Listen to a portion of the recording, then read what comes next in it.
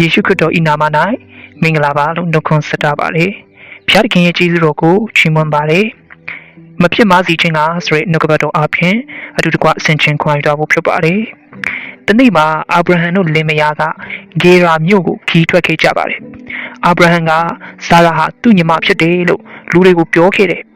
ဆာရာကတိတ်လာတဲ့မိန်းကလေးဖြစ်ပါတယ်ဒါကြောင့်မို့လို့ဂေရာမင်းကြီးအဘိမလက်ကသူ့ရဲ့လူတွေကိုဆေလွတ်ပြီးတော့မှဆာရာကိုသိမ်းယူစေခဲ့တယ်ဒါနဲ့အဘိမလက်ကဘုရားသခင်စီကနေအိမ်မက်တစ်ခုရလိုက်တယ်ဘုရားသခင်ကအဘိမလက်တင်ဟာသူ့မယားကိုယူတဲ့အတွက်လူသိမ်းဖြစ်တယ်လို့ပြောတယ်အဘိမလက်မင်းကဆာရာနဲ့မပေါင်းဖော်ရသေးတဲ့အတွက်အိုးဘုရားသခင်ဖြောင်းမတ်တဲ့သူကိုကွပ်မျက်တော်မူမီလို့သူတို့ဟာမောင်နှမပါလို့ကျွန်တော်တို့ကိုပြောတဲ့အတွက်ကြောင့်မို့လို့တန်ရှင်တဲ့လက်နဲ့ဒီအမှုကိုကျွန်ုပ်ပြုမိတာမဟုတ်လားလို့ပြန်ပြီးတော့ရှောက်ခဲ့တယ်ဘုရားသခင်ကပြောတယ်မှန်ပါတယ်သင်ဟာဖြောင်းမတ်တဲ့သဘောနဲ့ပြုတာကိုငါသိတယ်ဒါကြောင့်မို့လို့ငါ့ကိုမပြစ်မှားစေခြင်းကသင်ကိုငါစီးတာပြီသူ့မယားကိုပြန်ပေးလိုက်ပါပြန်မပေးရင်သင်နဲ့ဆိုင်တဲ့သူအားလုံးအေကန်အမှန်ပေးရမယ်လို့ပြန်ပြီးတော့ပြောခဲ့တယ်အဲ့ဒီကမှာအဘိမလက်ကမနက်စောစောထားပြီးတော့အာဗြဟံကိုခေါ်တယ်အဘိမလက်ကဘာကြောင့်လို့ဒီအမှုကိုပြုတယ်လဲလို့အာဗြဟံကိုမေးတယ်အဲ့ကမှာအာဗြဟံကကျွန်ုပ်မယားဆာရာအတွက်ကြောင့်အယက်သားတွေ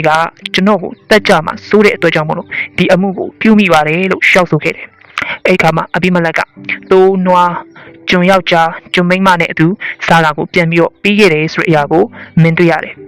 ဒီထဲမှာပြဿနာတစ်ခုရှိနေပါတယ်ဆာရာကိုသိမ်းယူလိုက်တဲ့နေ့ကစလို့အဘိမလက်ရဲ့မယားနဲ့ကျွန်မတွေ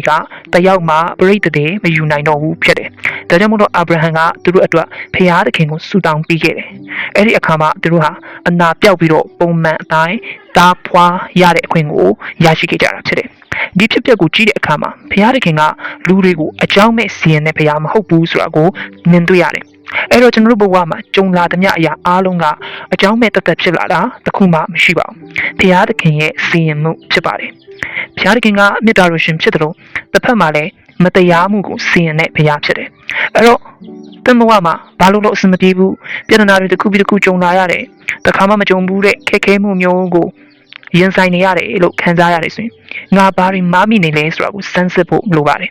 တကယ်လို့မတရားမှုတစ်ခုခုကိုတတိယမိတယ်ဆိုရင်တော့အမြင့်ဆုံးနောင်တရတတ်ဖို့လည်းလိုတယ်အဘိမလက်ကမတရားမှုကိုပြုမိတဲ့အခါမှာဖခင်ကသူ့အိမ်မှာတားဖွားခွင့်ကိုပိတ်ပင်လိုက်တယ်ဒါပေမဲ့နောင်တရပြီးတော့မပြစ်မှာပဲနေတဲ့အခါမှာဘုရားသခင်ကသူစီရင်ထားတဲ့အမှုကိုပြန်ပြီးတော့ရုပ်သိမ်းလိုက်တယ်ဆိုတာကိုမြင်တွေ့ရတယ်ဒီလိုပဲဘုရားသခင်ကကျွန်တော်တို့အပြစ်လုပ်တဲ့အခါမှာအဲ့ဒီအတွက်စီရင်ခြင်းကိုပေးပေမဲ့နောင်တရပြီးတော့စွန့်ပစ်တဲ့အခါမှာတော့ဂရုဏာတော့ကြွယ်ဝပြီးတော့မှပြန်ခွင့်လွှတ်ပေးတဲ့ဘုရားသခင်ဖြစ်ပါတယ်အဲ့လိုပြောလို့ပြဿနာကြုံတိုင်းဘုရားသခင်ကစီရင်တာလို့မဆိုလိုပါဘူးတခါတလေကောင်းမွန်စွာအသက်ရှင်ပြတ်တဲ့ရက်နဲ့ဘေးဒုက္ခတွေကြုံနေရတဲ့အခြေအနေတွေကိုလည်းပဲကြုံလာတတ်ပါတယ်ဒါပေမဲ့အဲ့ဒီအခြေအနေကကျွန်တော်တို့ကိုရင့်ကျက်ခြင်းတွေကိုဆွဲခေါ်ဖို့ဘုရားသခင်ပေးတွေ့တဲ့သင်ခန်းစာဖြစ်တယ်ဆိုတာကိုနားလည်ဖို့လိုတယ်။ဒါကြောင့်မို့ဒုက္ခကြုံတိုင်းငါဘာအမှားလုံးမိဘာလိဆိုပြီးတော့မှတစ်ချိန်လုံးတွေးပြီးတော့ကြောက်နေဖို့တော့မဟုတ်ပါဘူး။အဲ့ဒီပြဿနာတွေကနေပြီးတော့မှဘုရားသခင်ငါ့ကိုသင်ပေးခြင်းတဲ့အရာကဘာလဲဆိုတာကိုအတိအကထားပြီးတော့ရှာဖွေတတ်ဖို့ဖြစ်ပါတယ်။အပေါ်ကအဖြစ်ပြမှာတော့ဘုရားသခင်ကအဘိမလက်ကိုသင်ပေးတယ်။သင်သည်တဲ့ငါ့ကိုမပြစ်မှားစေခြင်းကသင်ကိုငါစီးတာပြီတဲ့။ဘုရားသခင်ကိုမပြစ်မှားမိအောင်ဘုရားသခင်ကသင်ပေးတယ်။ဘာကြောင့်လဲသူပြစ်မှားမိရင်သူနဲ့ဆိုင်တဲ့သူတွေအားလုံးကလည်းစီရင်ခြင်းကိုခံရမှာဖြစ်တယ်။ဘုရားသခင်ကမတရားမှုကိုလက်သင့်ခံလို့မရပါဘူး။ဒါကြောင့်မို့လို့ဖြောင့်မတ်တဲ့သဘောရှိတဲ့သူ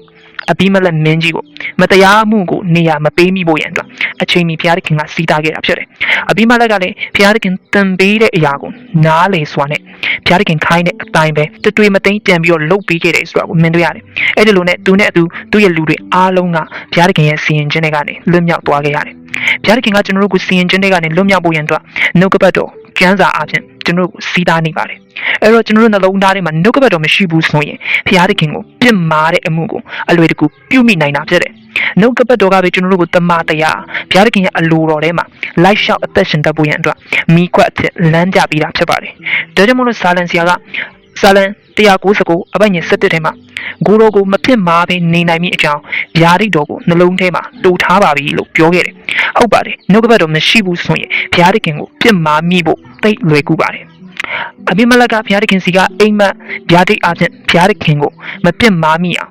စီးသားခြင်းခံခဲ့ရတယ်အဲ့လိုပဲဒီနေ့နှုတ်ကပတ်တော်ကတင့်ကိုဘုရားသခင်ကိုမပြစ်မှားမိအောင်မပြစ်မှားစေခြင်းကစီးသားနေတာဖြစ်တယ်အဲ့ဒါကဘုရားသခင်ကိုမပြစ်မှားမိစေဖို့နဲ့ဘုရားသခင်ရဲ့အလိုတော်နဲ့အညီလိုက်လျှောက်တတ်ဖို့ပါဘုရားသခင်ကမတရားမှုကိုလက်သက်မခံနိုင်တယ်လို့တရားသဖြင့်ပြုတဲ့အမှုမှလည်းပဲအာရနဲ့တက်တဲ့ဘုရားဖြစ်ပါတယ်အဲ့တော့ပြစ်မှားတဲ့သူတွေအတွက်စီရင်ခြင်းရှိတယ်လို့ပဲမပြစ်မှားတဲ့သူအတွက်ကောင်းခြင်းမင်္ဂလာကိုလည်းဘုရားသခင်ကပြင်ဆင်ထားတာဖြစ်တယ်ဒါကြောင့်မလို့ချေရတဲ့ညီကောင်မောင်တို့ဒီနေ့မှာကိုရောကိုမပြစ်မှားပဲနေနိုင်ဖို့ရန်အတွက်ဗျာဒိတ်တော်ဒီဟုသောနှုတ်ကပတ်တော်ကိုကျွန်တော်ရဲ့နှလုံးသားထဲမှာတိုးထားပြီးတော့မှဖြောက်မှတ်စွာတရားသဖြင့်ကြင်ကြံပြုမှုအသက်ရှင်ပြီးတော့မှကောင်းကြီးမင်္ဂလာကိုခံရတော်သူတွေဖြစ်စေမိအကြောင်းဝေငှလိုက်ပါတယ်အရောက်စီတိုင်းအပေါ်မှာဖျားရှင်ထူးကောင်းကြီးပေးပါစေ